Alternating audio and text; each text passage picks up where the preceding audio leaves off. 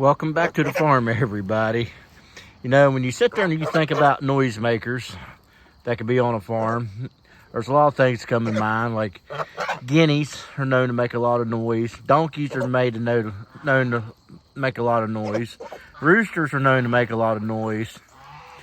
But in my honest opinion, there's nothing that's more annoying or as loud as that right there. A goose. They can be very, very, very loud, very, very noisy. There's actually a gray one hanging around here somewhere. Has been aggravating my wife to death today. Actually attacked one of the dogs because they got let out. But the dog's fine, just so y'all know. But why would we keep a goose when they're so noisy and so annoying? Well, that's partly why we would do that. Because they'll sound at everything that comes out. See, that one's talking to you right now. They're saying hello. There's people watching me. Hi. But, you know, they're good as far as sound alarms when predators and stuff are coming around, because they'll let you know. And some of them are quite mean enough to attack. This one ain't gonna attack. He's wanting to be a camera hog, I think. You're noisy, ain't you? Yeah, you're very noisy. Yeah. I think he's telling me he needs to fill up his pool. His pool's empty. You want me to fill up your pool? You want me to fill up your pool? Is that what you want? You want me to fill up your pool? Alright, I'll fill up your pool. There's the gray one I was talking about. That's actually an African goose. That's the one that's been attacking the dogs and my wife. Kind of funny, actually. But they're really not going to hurt nothing. They don't have no teeth.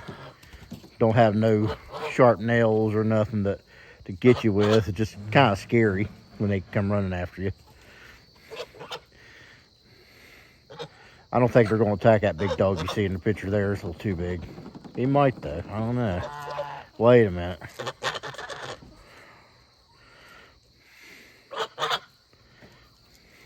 No? Just a little bit ornery, though.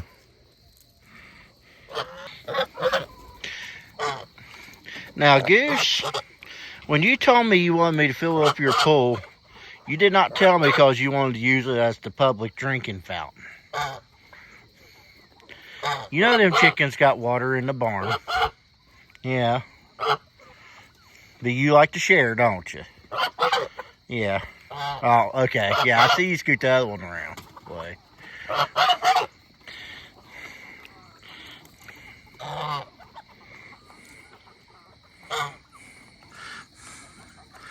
Splish splash, she was taking a bath. Actually, I don't know if that's a male or female, guys. If you guys know how to tell the difference, comment below. I'd like to learn how you tell the difference between male and female goose. I really don't know, but taking a bath.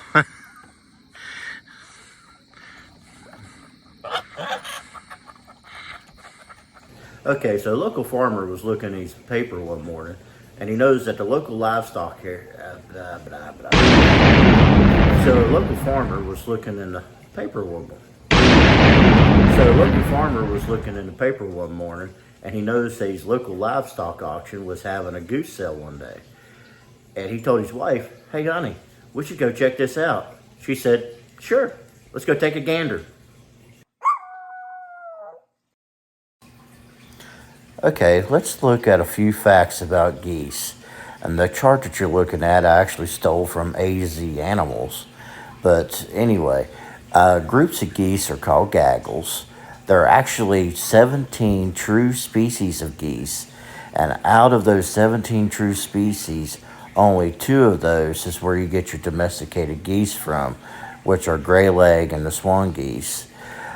Geese are great navigators. They often use big landmarks to find their ways when they're navigating, such as rivers and mountains, even the stars.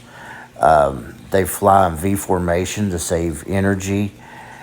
Geese are actually monogamous, which means they mate for life. When they find their mate, they stay with that mate until they die. And geese that's molting, they can't fly. They actually spend much of their time on land. I know they're web feet. People often think of a web-footed bird as a bird that stays in the water a lot, but actually geese only spend part of their time in the water. They actually spend a lot of their time foraging through grass and other areas for food. Goslings are baby geese.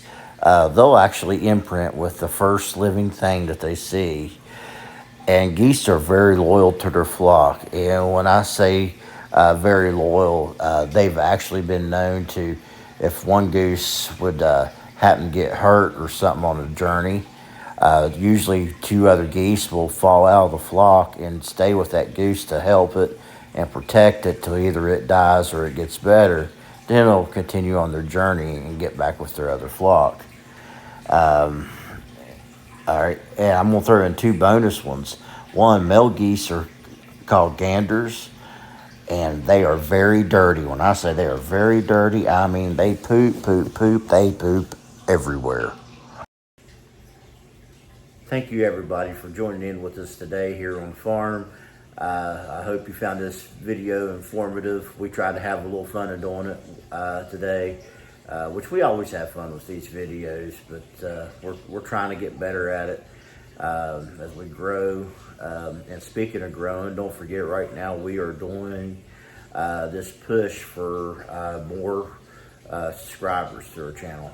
Right now we're holding at 20, which is 2 more than on our last video. And what we're wanting to do is once we hit 25 subscribers, we are going to try to take a trip to one of the local livestock auctions and do some filming around the livestock auctions, and providing they allow us to do so.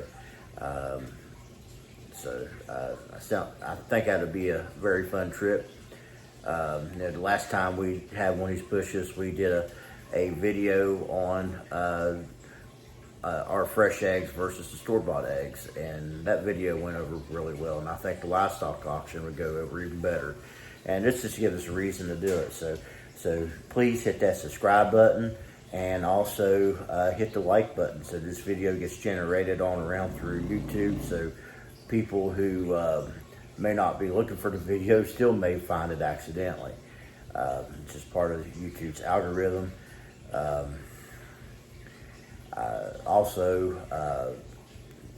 Last week, we talked a little bit about some of the stuff that was going on over in the Middle East.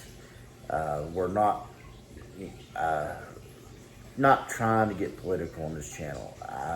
That's one thing I do not want to do. This channel is for the purpose of showing the farm and stuff, but also at the same time, I believe we really need to push with our leaders right now as far as getting everything situated to give Israel all the help that they need.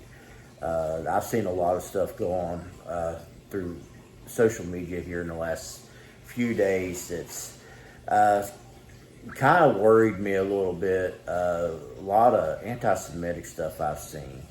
And I know people are entitled to their own opinion, but it wasn't just opinionated stuff as it was hate stuff.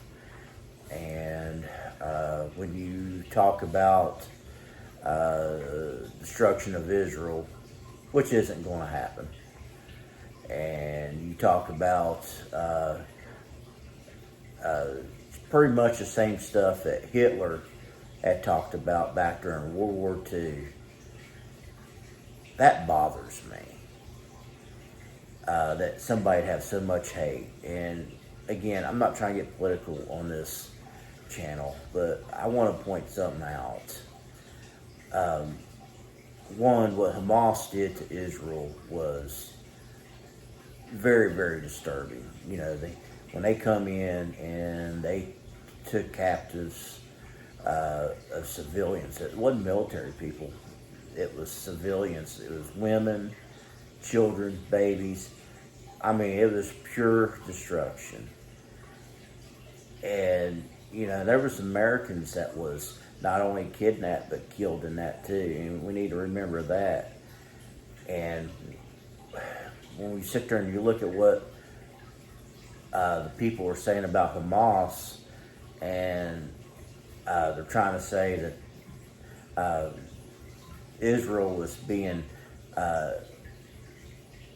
hateful towards Gaza, and hitting civilian targets. Hamas did that in Israel, but they did it in a very, very disturbing way. They should not have done it. What they hit was not military targets. What Israel was hitting was military targets in the civilian areas. You got to consider where Hamas and all these radical groups are holding their weapons, because they're holding them in the apartment buildings, they're holding them in the schools, they're holding them in all these areas that hold civilian people. And that is why the targets on the civilian people in Gaza was justified. But also Netanyahu gave them time to get out. They was sitting there talking about, I think it was like 24 hours to get out, where he kind of stopped everything for a little bit. But yeah, again, I don't want to get political on this, but we do need to pray for Israel. We need to pray for peace in that region. That is something that needs to happen. It's unreal. The hate that's just in one area, and you still hear. You don't think you'd have that much hate nowadays, and in a time when we don't need to be hating each other. So everybody pray for Israel, and I hope I don't scare y'all off. Please join us back next time. Again, hit that like and subscribe button, and we'll do another farming episode. Guys, take care.